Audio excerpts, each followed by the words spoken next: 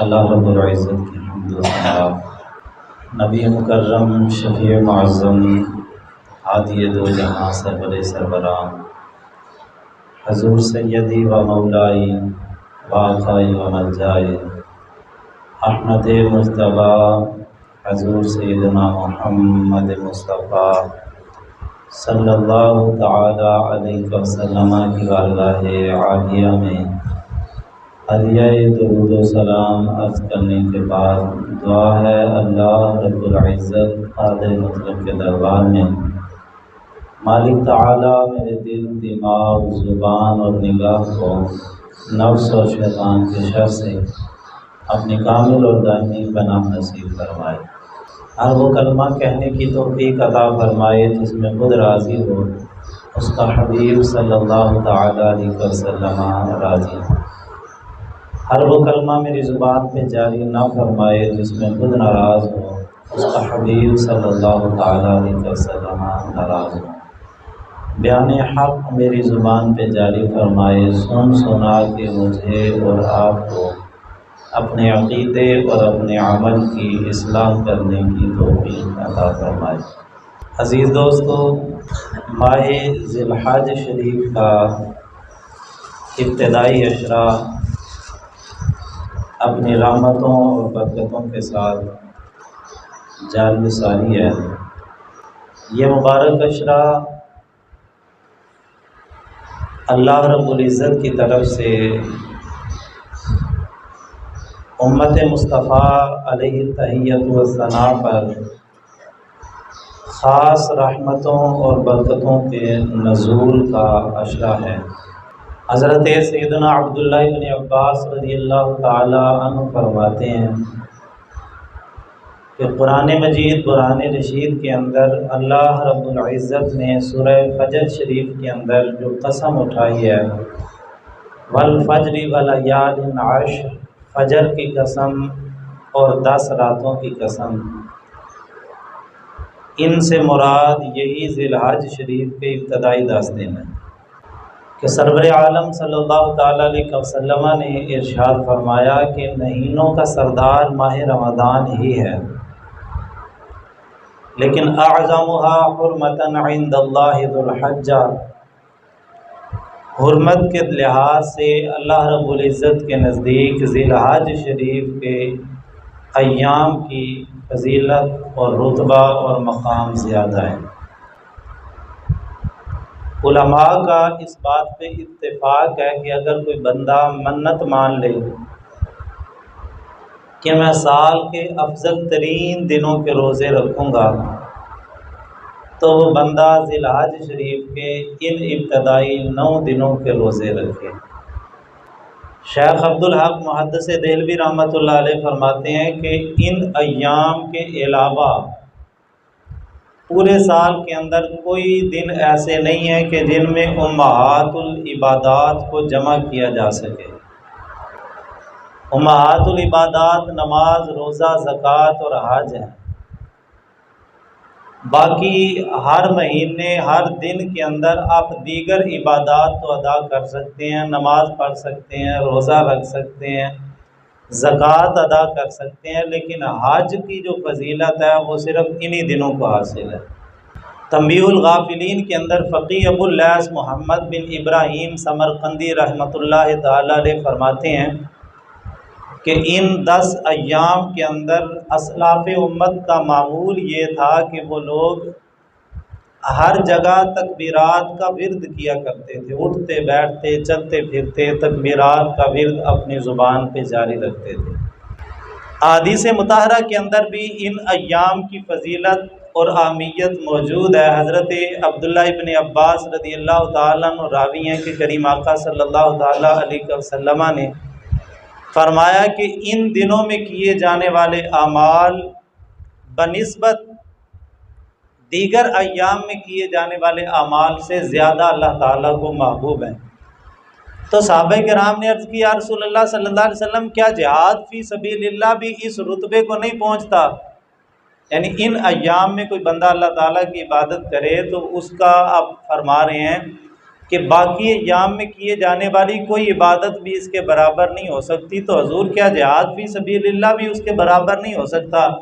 तो करीम आका सल्लल्लाहु अलैहि वसल्लम ने फरमाया कि नहीं, हाँ, मगर वो बंदा जो अपनी जान के साथ, अपने माल के साथ, यानी अपना माल खर्च करके उसने असलहा और सवारी खरीदी, अपनी जान हथेली पे रख के मैदान जिहाद में निकला, घुमसान का मार्का किया और इतना शदीद लड़ा कि उसका चेहरा भी गर्द में लुथड़ा हुआ था और उसके तेज़ रफ्तार घोड़े की पूंछें कटी हुई थी, यानी खुद भी ज़ख्मी था, उसका घोड़ा भी ज़ख्मी था। इस घुमसान की उसने लड़ाई की। फरमाया कि उस बंदे की शान इन अय्याम में किए जाने वाली इबादत के इबादत गुजार से ज़्यादा है, वगरना कोई अमल भी इन अय्याम की इबादत पे ज़्यादा फ़ौक़ियत नहीं रखता। हज़रत सैयदना अबू दरदा रज़ियल्लाहु ताला अन्हु रवायत करते हैं कि अय्याम ज़िलहज में अपने ऊपर रोज़ों को लाजिम करो और दुआओं की कसरत करो, अल्लाह ताला से बख्शिश तलब करो और सदका व खैरात की कसरत को अपना वजीफ़ा बना लो। क्योंकि फरमाते हैं कि मैंने नबी पाक सल्लल्लाहु अलैहि वसल्लम से सुना है कि हलाकत है उस बंदे के लिए जो इन दिनों की बरकतों से महरूम रह गया। और 9 ज़िलहज का रोज़ा, उसके बारे में यही हज़रत अबू दरदा रज़ियल्लाहु ताला अन्हु फरमाते हैं कि इसको तो खुसूसन रखना चाहिए। हाँ, हाजी के लिए माफ़ी है। हज़रत सैयदा उम्मे सलमा रज़ियल्लाहु ताला अन्हा फरमाती हैं कि 9 ज़िलहज के दिन हमें पता नहीं था कि नबी पाक सल्लल्लाहु अलैहि वसल्लम ने रोज़ा रखा है या नहीं रखा। फरमाती हैं कि मैं सफ़र में साथ थी, तो लोगों ने मुझसे आके पूछा कि भाई बीबी पाक, क्या रसूल खुदा सल्लल्लाहु अलैहि वसल्लम का आज रोज़ा है या नहीं है? तो अम्मा पाक फरमाने लगी कि भाई मुझे भी पता नहीं है कि हजूर का रोज़ा है या नहीं है। तो लोगों ने अर्ज़ की कि अम्मा जी फिर आप पूछ के बता दें। तो फरमाने लगी कि मेरी इतनी ज़रूरत नहीं है कि रसूल पाक सल्लल्लाहु अलैहि वसल्लम से सवाल कर सकूं। हाँ, एक तरीका बता देती हूँ, उस तरीके पे अमल कर लो तो तुम्हें खुद ब खुद पता लग जाएगा कि रसूल पाक सल्लल्लाहु अलैहि वसल्लम का रोज़ा है या नहीं है। तो अम्मा पाक ने वो तरीका बताया, फरमाया कि नबी पाक सल्लल्लाहु अलैहि वसल्लम ने फरमाया है कि 3 चीज़ों से इनकार ना करो, और हजूर इनकार करते भी नहीं। एक फरमाया कि महफिल के अंदर कोई जगह देना, तकिया दे बैठने के लिए, कोई कुर्सी दे, तो फरमाया उसका इनकार ना करो। जब कोई दे रहा है ना इज़्ज़त के साथ तो बैठ जाओ। और दूसरा फरमाया कि अगर कोई खुशबू तोहफे के अंदर दे तो उसका इनकार ना करो, उसको भी कबूल करो। और तीसरा फरमाया कि जब कोई दूध दे तो दूध का इनकार न करो। बाज़ लोग ऐसे होते हैं कि जिनकी तबीयत दूध को बर्दाश्त नहीं करती, कोई मर्ज़ ऐसा होता है कि उस मर्ज़ के अंदर हकीम या डॉक्टर ही मना कर देता है, या बाज़ की तबीयत पे बोझल हो जाता है, तो उनका हुक्म अलग से है। लेकिन आम तौर पे हुक्म ये है कि भाई इन 3 चीज़ों का इनकार ना करो। तो अम्मा पाक ने फरमाया कि अगर तुमने पता करना है ना कि नबी पाक का रोज़ा है या नहीं है, तो तरीका मैं बता देती हूँ, उस तरीके पे अमल कर लो तो खुद पता लग जाएगा। उन्होंने अर्ज़ किया, अम्मा जी वो कैसे? फरमाया ये दूध का प्याला ले जाओ, सरकार की बारगाह में पेश करना, अगर हजूर नोश फरमा लें तो रोज़ा नहीं होगा। तो अगर नबी पाक सल्लल्लाहु अलैहि वसल्लम ने दूध न पिया तो समझ लेना हजूर का रोज़ा है। अब ग़ुलाम लेके गया, हजूर सल्लल्लाहु अलैहि वसल्लम की बारगाह में दूध पेश किया गया, आक़ा कौनैन सल्लल्लाहु अलैहि वसल्लम ने दूध नोश फरमाया, तो पता लग गया भी हजूर का रोज़ा नहीं है। तो उलमा ने इस हदीस पाक से इस्तेदलाल करते हुए लिखा है कि 9 ज़िलहज के रोज़े की बड़ी फजीलत है, लेकिन हाजी नहीं रखेगा। हाजी के लिए ना रखने में फजीलत है, क्योंकि रसूलुल्लाह सल्लल्लाहु अलैहि वसल्लम ने नहीं रखा, इस वजह से हाजी 9 ज़िलहज का रोज़ा ना रखे। तो जो हदीस पाक मैं अर्ज़ कर रहा था, हज़रत अबू दरदा रज़ियल्लाहु ताला अन्हु रावी हैं कि 9 ज़िलहज का रोज़ा बिलखसूस रखो, क्योंकि इस दिन में इतनी खैर जमा होती है कि जिसका शुमार ही नहीं किया जा सकता। हज़रत फ़ुज़ैल इब्न अय्याज़ रहमतुल्लाह अलैह आप ना मैदान अरफात के अंदर चले गए, तो देखा कि ता हद निगाह हज के अय्याम थे, लोगों का हजूम है और लोग अल्लाह रब्बुल इज़्ज़त की बारगाह में रो रो के अपने गुनाहों की माफ़ी मांग रहे हैं। तो हज़रत फ़ुज़ैल बिन अय्याज़ रहमतुल्लाह अलैह पे ना विजदानी कैफियत तारी हो गई। अल्लाह ताला के वली हर चीज़ को अलग निगाह से देखते हैं। तो मुरीदों ने अर्ज़ की, हजूर क्या मामला? फरमाया मैं तुमसे एक सवाल करता हूँ, मुझे जवाब दो। मुरीदों ने अर्ज़ की, हजूर फरमाएं। फरमाया कि इतने बंदे इकट्ठे हो गए जितने आज मैदान अरफात में जमा है, किसी दुनिया के अमीर ज़ादे के दरवाजे पे चले जाएं, किसी अमीर के दरवाजे पे जाएं और जाके इतने ही बंदे इकट्ठे हो के उससे गंदम का एक दाना मांगे, तो क्या वो अमीर बंदा जिसके घर में गंदम हो भी और इतने बंदे भी इकट्ठे होके चले जाएं और मांगे भी गंदम का एक दाना, तो वो इनकार करेगा? तो मुरीदों ने अर्ज़ की, हजूर ये तो कोई बड़ी बात ही नहीं है, हो भी अमीर, हो भी सखी और बंदे भी इतने इकट्ठे होके चले जाएं। भाई कई लोग तो ऐसे होते हैं एक बंदा ही रद्द नहीं होता, तो जहाँ पे लाखों बंदे इकट्ठे होके चले जाएं तो वो इनकार कैसे करेगा? तो हजूर ये तो वो ज़रूर देगा। तो हज़रत फ़ुज़ैल बिन अय्याज़ फरमाने लगे, इतने लोगों को बख्श देना अल्लाह ताला के दरबार में इससे भी कम तर दर्जा रखता है जितना एक अमीर के लिए गंदम का एक दाना देना है। अल्लाह के ख़जानों में कौन सी कमी है? फरमाया मुझे अल्लाह ताला की रहमत की वुसअत देख के मुझे वजद तारी हो गया कि वाह करीम तेरे करम पे सदके जाएं, इतनी मखलूक तेरे दरवाजे पे आती है, क्योंकि तेरे सिवा दरवाज़ा है अभी तो कोई नहीं।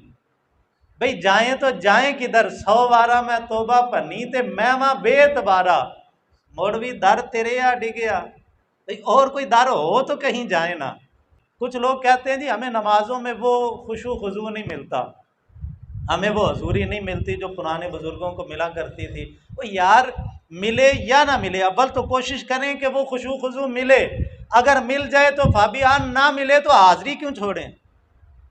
हाजिरी तो देना, ड्यूटी तो पूरी करें, अपना रजिस्टर में नाम तो दर्ज होता रहे ना, कभी बुलाना आता रहा है। बार क्या फरमाया कि इस दिन को अल्लाह रब्बुल इज़्ज़त की तरफ से बड़ी खैर उम्मत मुस्तफ़ा को मिलती है। एक और हदीस पाक हज़रत उम्मुल मोमिनीन अम्मा आयशा सिद्दीक़ा से मरवी है, तवील हदीस पाक है, जिससे इन अय्याम की फजीलत और मकाम व मर्तबे का अंदाज़ा होता है। बाहर कैफ इन अय्याम के फ़ज़ाइल व मनाक़िब बहुत ज़्यादा हैं और बिलखसूस एक बड़ी फजीलत इन अय्याम को ये मिली है कि इन्हीं दिनों के अंदर हज़रत सैयदना इब्राहीम खलीलुल्लाह, खलील कहते हैं यार को, अल्लाह के यार। तो यार यहाँ तो किसी की छोटे मोटे ओहदेदार से यारी लग जाए ना तो उसकी आखिर ईमान नहीं होती। इब्राहीम खलीलुल्लाह अलैहिस्सलाम की अज़मतों का अंदाज़ा तो करें कि वो रब के यार हैं। अल्लाह पाक उनको अपना खलील कहता है। खलीलुल्लाह हज़रत इब्राहीम अलैहिस्सलाम की एक ख़ास अदा इन्हीं अय्याम के अंदर हुई, जिसको ज़िंदा करते हुए अल्लाह रब्बुल इज़्ज़त ने आका करीम अलैहिस्सलाम से पूछा गया ना, मा हाज़िहिल अदाहिया या रसूल अल्लाह, हजूर ये कुर्बानियाँ क्या हैं? तो नबी पाक सल्लल्लाहु अलैहि वसल्लम ने फरमाया, सुन्नत अबीकुम इब्राहीम, ये तुम्हारे बाप हज़रत इब्राहीम अलैहिस्सलाम की सुन्नत है। यानी कुर्बानी हज़रत इब्राहीम अलैहिस्सलाम की सुन्नत मुबारक है। और हमारे लिए ये दोहरी सुन्नत इस वजह से है कि करीम आका सल्लल्लाहु ताला अलैहि वसल्लम ने भी कुर्बानी की। यानी हमारे लिए हज़रत इब्राहीम अलैहिस्सलाम की सुन्नत भी, क्योंकि हम मिल्लत इब्राहीमी पे हैं, हमारा जो दीन है वो दीन हनीफ है।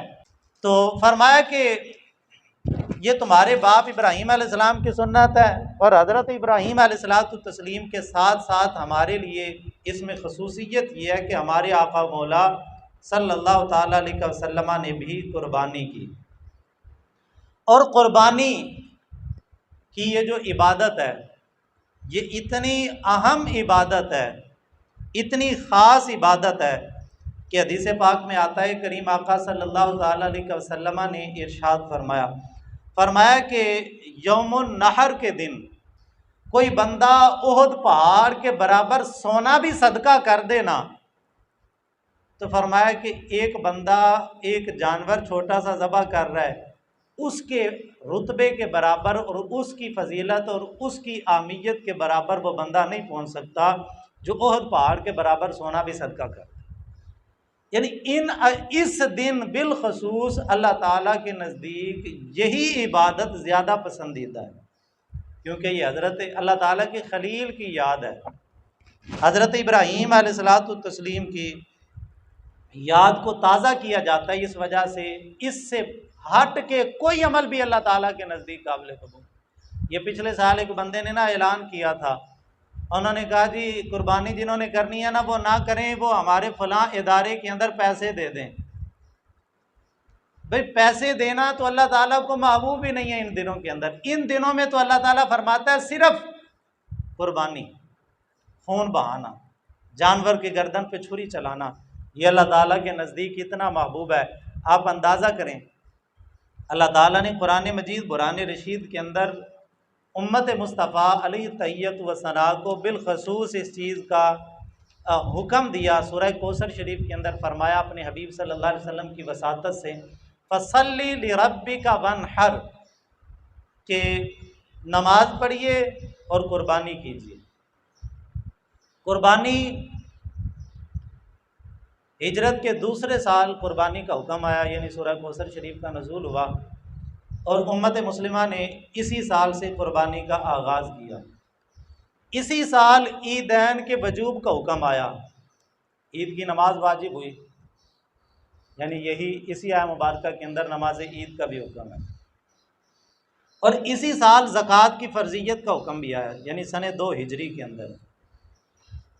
कुर्बानी साबका उम्मतों में भी रही, बल्कि अगर आप तारीख़ का बगौर मुताला करें, हज़रत सैयदना आदम अलैहिस्सलाम से लेके हज़रत सैयदना ईसा अलैहिस्सलातु तस्लीम तक ये जितनी उम्मतें आईं, इन तमाम उम्मतों में सिवाय हज़रत इब्राहीम अलैहिस्सलाम की उस कुर्बानी के जो हज़रत इस्माईल अलैहिस्सलाम को बतौर फ़िदिया लेके गए, इस कुर्बानी को अलग कर लें, बाकी जितनी भी कुर्बानियाँ की गईं हज़रत आदम अलैहिस्सलाम से लेके हज़रत ईसा अलैहिस्सलातु तस्लीम तक, हर उम्मत के अंदर, हर तबके के अंदर जितनी भी कुर्बानियाँ की गईं, उनकी नौइयत तकरीबन एक जैसी है कि हुक्म ये होता है कि तुमने जानवर ज़बह करना है, जानवर को ज़बह करके पहाड़ की चोटी के ऊपर जाके रख देना है।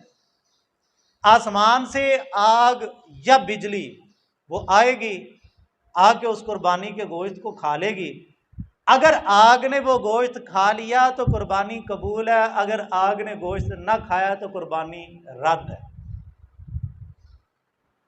जनाब आदम अलैहिस्सलातु तस्लीम के बेटों में जब झगड़ा हुआ हाबील और काबील का, उन दोनों के झगड़े का फैसला हजरत आदम अलैहिस्सलाम ने यह किया था कि दोनों कुर्बानियां करो और दोनों अपनी अपनी कुर्बानियां पहाड़ की चोटी पे रखो।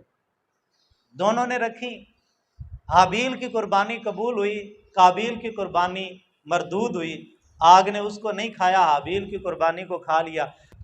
और शरीयत मूसवी, शरीयत ईसवी तक ये तरतीब ऐसे ही रही, बल्कि हज़रत मूसा कलीमुल्लाह अलैहिस्सलातु तस्लीम ने जब तौरात शरीफ के अंदर उम्मत मुस्तफ़ा के खसाइस पढ़े थे तो उनमें एक खसूसियत ये थी कि वो आखिरी उम्मत ऐसी होगी कि जो अपनी कुर्बानियाँ खुद खाएगी।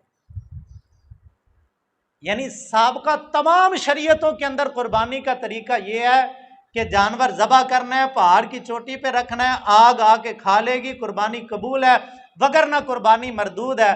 और वो गोश्त बंदों ने खुद नहीं खाना। ये उम्मत मुस्तफ़ा सल्लल्लाहु ताला अलैहि वसल्लम पे अल्लाह रब्बुल इज़्ज़त का ख़ास फजलो करम हुआ दो वजह से, दो वजहों से। एक वजह तो आपने उलमा से सुनी होगी कसरत से कि भाई एक ख़ास वजह यह है कि उम्मत के गरीबों को फ़ायदा होगा कि भाई वो अगर हमारी कुर्बानियाँ भी आग खा जाती तो फिर गरीबों के चूल्हे ठंडे के ठंडे ही रह जाते। उम्मत मुस्तफ़ा अलैहि तहियत व सना पे इसको सदका कर दिया गया कि जानवर ज़बह करना है, जानवर ज़बह करने के बाद उसका गोश्त खुद भी खाना है, रिश्तेदारों को भी खिलाना है, गरीबों में भी बांटना है। यानी खुद भी खाया, रिश्तेदारों को भी खिलाया, गरीबों में भी बांटा। और वही अगर आग खा जाती तो किसी के हिस्से नहीं आना था। लिहाजा इस उम्मत मुस्तफ़ा की कुर्बानी को उम्मत के गरीबों के अंदर तकसीम कर दिया गया। एक सबब तो ये था उम्मत पे अल्लाह रब्बुल इज़्ज़त के ख़ास फजलो करम का, और दूसरा सबब ये था कि अल्लाह पाक ने पर्दा रख लिया। किसकी कुर्बानी कबूल है, किसकी मरदूद है। अल्लाह ताला ने फरमाया पहली शरीयतों में तो मैं पर्दे खोल देता था, वहां पे तो कोई गुनाह करता था ना तो उसके माथे पे लिख देता था। कई कौमें ऐसी भी गुजरी हैं, रात को गुनाह करते थे, सुबह उनके दरवाजों पे लिखा जाता था इस बंदे ने फलाना गुनाह किया है। ये उम्मत मुस्तफ़ा पे अल्लाह का खास फजलो करम हुआ। गुनाह भी करते हैं, अल्लाह पर्दे डालता है। फिर कुर्बानी की है पुरानी उम्मतों के अंदर, जिसकी नहीं कबूल पता लग गया हर बंदे को, अब वो बेचारा तो बेइज्जत हो गया पूरी बरादरी के अंदर, पूरे कबीले के अंदर। अगर आज ये माहौल होता तो हम जैसे पापियों का क्या बनता। ये बड़े बड़े अमीर ज़ादे, बड़े बड़े कलगियों वाले, ये अपने चेहरे छुपाते फिरते। ये अल्लाह रब्बुल इज़्ज़त का ख़ास फजलो करम था, मेरे मुस्तफ़ा की जुल्फ़े अंबरी का सदका था कि अल्लाह पाक ने इस उम्मत के गुनहगारों पे पर्दा डाल दिया। कुर्बानी करो, तुम्हारी नीयतों का मुझे पता है, तुम किस लिए कर रहे हो। अगर तो बरादरी को दिखाने के लिए, अगर तो रिश्तेदारों में बल्ले बल्ले करवाने के लिए, अगर तो जनाबे वाला लोगों के दरमियान बड़ा रोब और दबदबा जमाने के लिए, और या फिर अपनी फ्रिज भरने के लिए कुर्बानी कर रहे हो, मुझे तुम्हारी नीयत का पता है। लेकिन दुनिया में पर्दे नहीं खोलूंगा, क़यामत को खुद पूछ लूंगा। लेकिन अगर कुर्बानी कबूल है तो ना कबूल वाले का पर्दा खोला, ना मरदूद वाले का पर्दा खोला, सब के पर्दे रख के इस उम्मत पे अल्लाह ने खास फजलो करम रखा। गोश्त खाया भी खुद, लोगों में भी तकसीम किया, और फिर मेरे रब ने पर्दा भी रख दिया। बार कैफ हुक्म हुआ फसल्लि लिरब्बिका वन्हर, नमाज पढ़े और कुर्बानी की सुन्नत जो है वो हज़रत इब्राहीम अलैहिस्सलातु तस्लीम वाली उसको अदा करें। अब कुर्बानी मैंने अर्ज़ की कि हमारे लिए दोहरी सुन्नत है, हज़रत इब्राहीम खलीलुल्लाह की भी सुन्नत और मेरे करीम की भी सुन्नत सल्लल्लाहु ताला अलैहि वसल्लम। कुर्बानी के लिहाज से कुछ सवालात, आज सोशल मीडिया का दौर है, तो वो बातें जो आमना ज़माना तालिब इल्मी में पढ़ते थे ना, तो बस फतवा पढ़ लिया इमाम अबू हनीफा का कौल ये है तो हम चुप कर जाते थे। हमारे इमाम ने ये कह दिया, बस ये ठीक, बात ख़त्म। भी हमारे इमाम आज़म अबू हनीफा है, और ये तो वो इमाम है कि दाता साहब रहमतुल्लाह अलैह के भी इमाम है। और दाता साहब फरमाते हैं कि हज़रत बिलाल हबशी के मज़ार पे मैंने ख्वाब देखा था कि आमिना के लाल तशरीफ़ लाए हैं, और हजूर की गोद मुबारक के अंदर कोई सफ़ेद दाढ़ी वाले बुजुर्ग हैं, और वो नबी पाक सल्लल्लाहु अलैहि वसल्लम की दाढ़ी मुबारक के अंदर अपनी उंगलियां दाखिल करके प्यार कर रहे हैं। तो फरमाते हैं मेरे दिल में ख्याल आया शायद इमाम हसन होंगे, शायद इमाम हुसैन होंगे, जिनको हजूर इतना प्यार दे रहे हैं। फरमाते हैं मैंने अर्ज कर दी या रसूल अल्लाह ये कौन है। तो आमिना के लाल ने मुस्कुरा के फरमाया अली अजवेरी, ये तेरे इमाम अबू हनीफा हैं। इतनी बड़ी हस्ती, इतनी बड़ी हस्ती। अब उसका फतवा एक तरफ हो, और आज जेलम में एक कमरे के अंदर बैठा हुआ एक छोकरा वो उठ के कह दे जी अबू हनीफा की बात को मैं नहीं मानता, और फिर उसकी बातों को सुन के हमारा नौजवान उठ के हमसे आके सवाल करना शुरू कर दे, जी फला बात है, इसके ऊपर जो है वो हदीस पेश करें। हदीस हमने, और यार ये बड़ी अजीब बातें हैं। अब देखें आज का नौजवान मिर्जा जेलमी को सुनेगा, भाभियों को सुनेगा, और वो आके हमसे हमारे सामने ना हदीस पढ़ के सुनाएगा, कहेगा जी फलां हदीस है, हालांकि हमारे इमामों ने वो हदीसें नहीं पढ़ी। और मैं बड़ा मज़ा आता है इन चीज़ों को पढ़ के। मेरी तकरीबन 8-10 साल से ना एक कोशिश थी कि मैं इन चीज़ों पे, जब ये नौजवानों के सवाल सुनने शुरू किए तो मेरे दिल के अंदर एक शौक़ पैदा हुआ कि आइम्मा किराम रहमहुमुल्लाह ताला अलैहिम अजमाइन के जो इख्तिलाफ़ात हैं, इख्तिलाफ़ी मसाइल हैं, जैसे मैं एक मिसाल देता हूँ। इमाम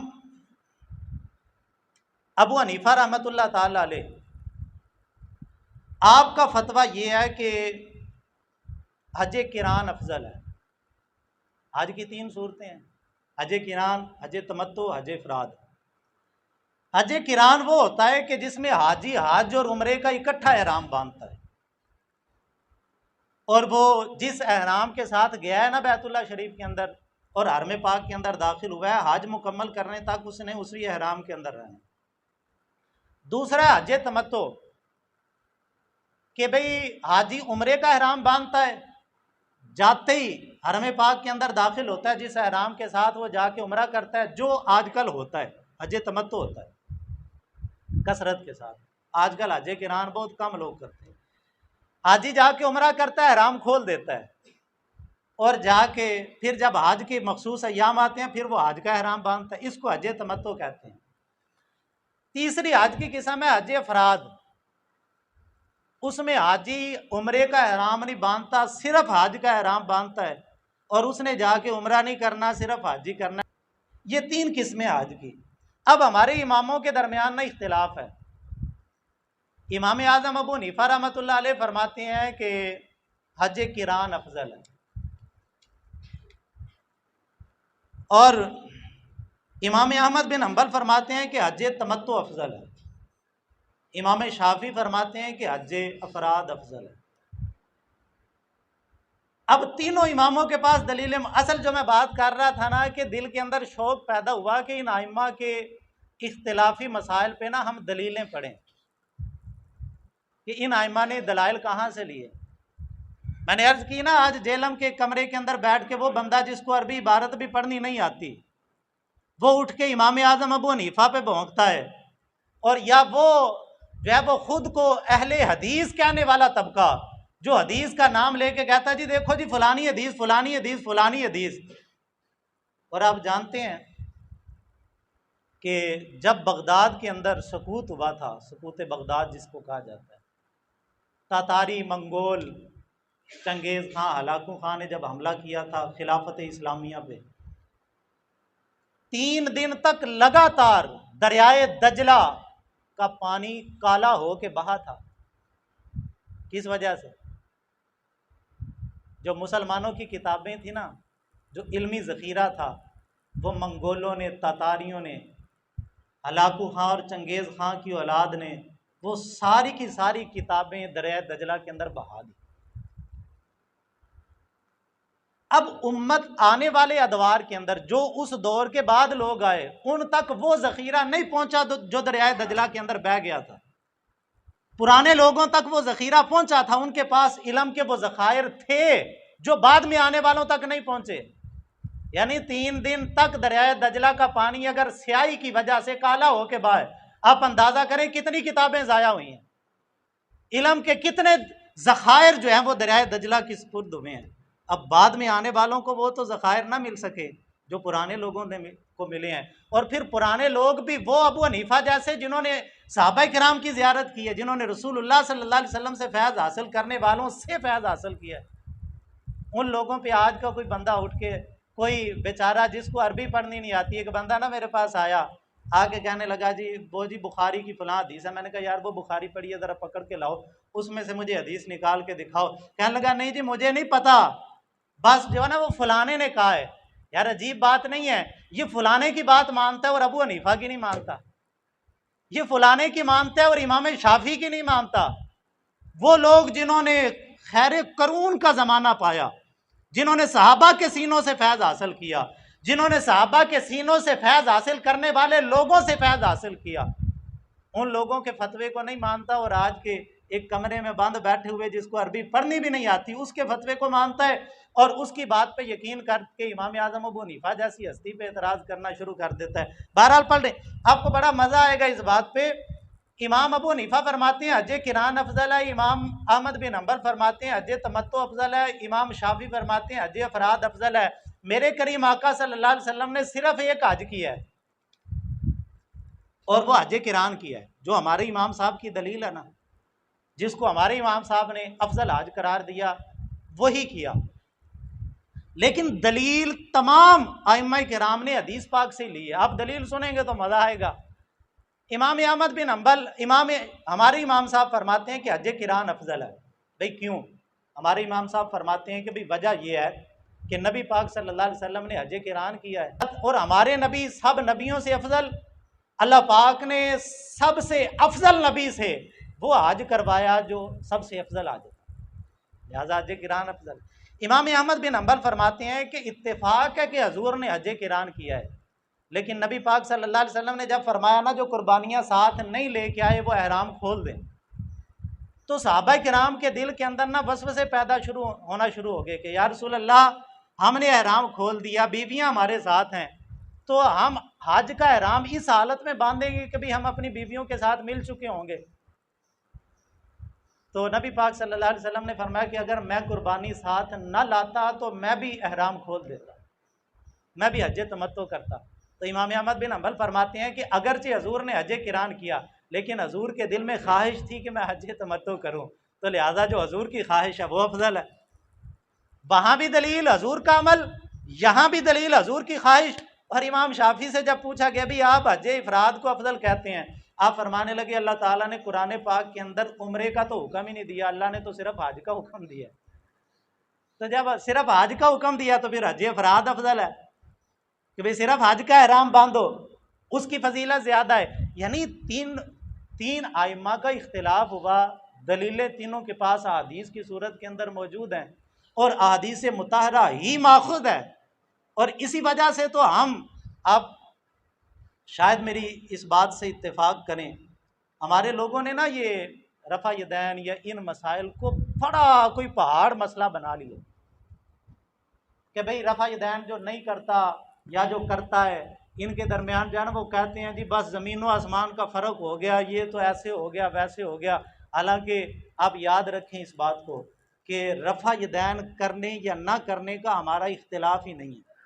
शायद आप हैरान हो जाएं कि जी ये नई बात कर दी है, क्योंकि देखें ना जी, इमाम शाफी ने रफ़ा यदैन किया, इमाम अहमद बिन हम्बल ने रफ़ा यदैन किया, तो लिहाजा ये तो इख्तिलाफ है ही नहीं है। असल इख्तिलाफ इन लोगों के साथ जो हमारा हुआ ना, जो इन्होंने कुफरिया इबारात अपनी किताबों में लिखी, इख्तिलाफ तो वो था जो इन्होंने कहा कि भाई मोहम्मद सल्लल्लाहु अलैहि वसल्लम तो माज़अल्लाह मर के मिट्टी में मिल गए, तो हमने कहा भाई तुम्हारी ज़ुबान में कीड़े पड़ जाएं, मर के तू मिट्टी में मिलेगा, तेरे माँ बाप मर के मिट्टी में मिल सकते हैं, मेरे मुस्तफ़ा के गुलामों का भी कफन मैला नहीं होता, और तू मर के मिट्टी में मिले, तेरी औकात ये है, मेरे मुस्तफ़ा की तो बड़ी शान है, तू जिंदा है वल्ला, तू जिंदा है वल्ला, मेरी चश्मे आलम से छुप जाने वाले। बात तवील हो गई, असल मैंने चंद मसाइल आपके सामने रखने थे कुर्बानी के हवाले से, अब सिर्फ वो मैं मसाइल आपके सामने रख के तो अपनी बात को समेटता हूँ। वो जो इख्तिलाफी मसाइल है ना, उनमें से एक मसला ये है कि कुर्बानी वाजिब है या वाजिब नहीं है। हमारे इमाम साहब का फतवा यह है कि कुर्बानी हर साहब हसीयत पे वाजिब है, हर साहब हसीयत पे कुर्बानी वाजिब है। एक घर के अंदर 6-6 बंदे साहब हसीयत होते हैं और वो कहते हैं जी चलो जी प्यो ने कर दी है तो सारे आलू हो गई।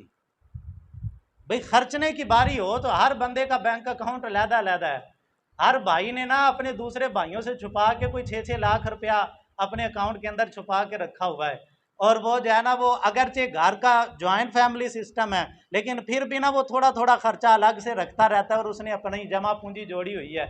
और फिर जब कुर्बानी की बारी आती है तो फिर, और याद रखें, देखें ये 2-3 दिन पहले मैं पीर अजमर रज़ा कादरी साहब के पास बैठा हुआ था, उन्होंने बड़े मज़े की बात की, फरमाने लगे कि कुर्बानी की अहमियत का आप इससे अंदाज़ा करें कि वो करीम आका सल्लल्लाहु अलैहि वसल्लम के जिन्होंने सारी ज़िंदगी कभी अपनी ज़ात के लिए किसी से नहीं मांगा, लेकिन जब कुर्बानी की बारी आई ना, हज़रत मौला अली शेर खुदा हर साल 2 कुर्बानियाँ करते थे। किसी ने पूछा अली 2 कुर्बानियाँ क्यों करते हो? फरमाया मेरे हबीब सल्लल्लाहु ताला अलैहि वसल्लम, उन्होंने मुझे हुक्म दिया था कि अली एक कुर्बानी अपनी तरफ से करना, एक कुर्बानी मेरी तरफ से करना। हज़रत अनस भी 2 कुर्बानियाँ किया करते थे, फरमाते थे रसूलुल्लाह सल्लल्लाहु अलैहि वसल्लम ने मुझे कहा था कि एक कुर्बानी मेरी, यानी वो नबी जिन्होंने सारी ज़िंदगी अपनी ज़ात के लिए कुछ नहीं मांगा, वो शेर खुदा को कह रहे हैं कि मेरी तरफ से कुर्बानी करना, तो पता लगा कुर्बानी कोई ख़ास है।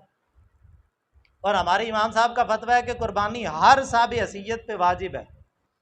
अगर मैं दलाइल की तरफ चले जाऊं तो दूसरे जो इमाम है ना, उनके पास भी दलाइल मौजूद हैं हदीस पाक से ही, और हमारे इमाम साहब के पास भी दलील हदीस पाक से ही मौजूद है।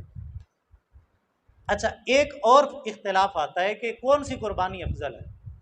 इमाम मालिक और इमाम अहमद बिन हम्बल फरमाते हैं कि मेंढे की कुर्बानी, दुम्बे की कुर्बानी अफजल। वो कहते हैं वजह यह है कि रसूलुल्लाह सल्लल्लाहु अलैहि वसल्लम ने यही की है।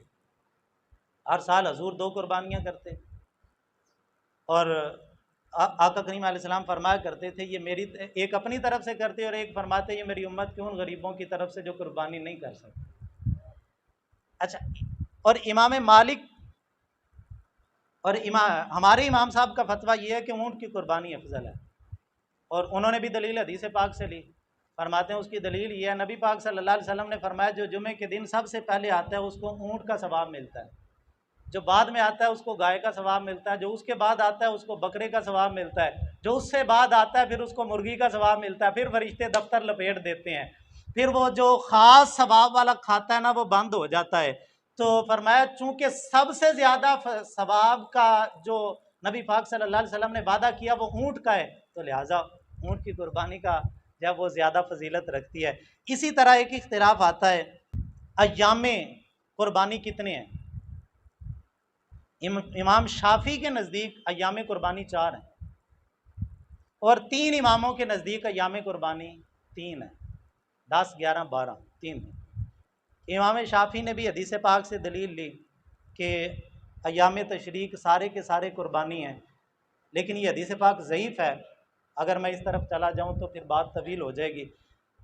तो ये ज़ईफ़ हदीस पाक है, और हमारे इमाम साहब ने जो दलील ली वो सही हदीस पाक है कि जिसमें नबी पाक सल्लल्लाहु अलैहि वसल्लम ने हज़रत मौला अली शेर खुदा ने फरमाया कि अय्यामुन नहर सलासा, कुर्बानी के दिन वो 3 ही हैं, 10, 11, 12 के दिन ही हैं, और इन्हीं 3 दिनों के अंदर कुर्बानी होगी। क्योंकि उस हदीस पाक का ज़ोफ़ इससे भी साबित होता है, अगर सारे अय्याम तशरीक कुर्बानी के होंगे तो फिर 9 ज़िलहज भी अय्याम तशरीक है।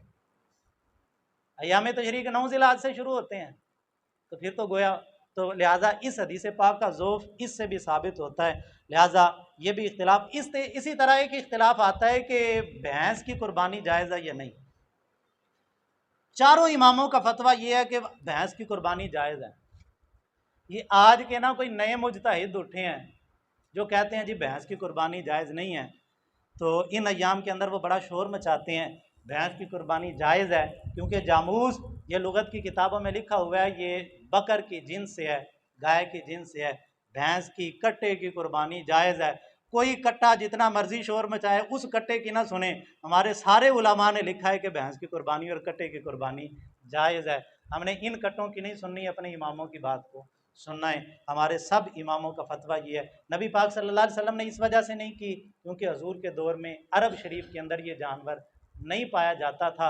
जब इलाके फ़तह हुए, सहाबा किराम दूसरे इलाकों में गए, फिर आप असहाबे रसूल का अमल देखें। हज़रत इमाम सफ़ियान सोरी, इमाम अबू हनीफा से लेके इमाम मालिक, इमाम शाफ़ी, इमाम अहमद बिन हम्बल तक तमाम के तमाम आइम्मा ने फतवा दिया जामूस जो है ये बकर की जिन्स से है, ये गाय की जिन्स से है, इस पे ज़कात का हुक्म भी वही लागू होगा जो भैंस जो गाय का है, इस पे कुर्बानी का हुक्म भी वही लागू होगा जो गाय की कुर्बानी का हुक्म है। अल्लाह पाक मुस्तफ़ा जान रहमत सल्लल्लाहु अलैहि वसल्लम की जुल्फ़ अंबरी का सदका हम सबको अपने अक़ीदे अमल की इस्लाह की तौफ़ीक अता फ़रमाए।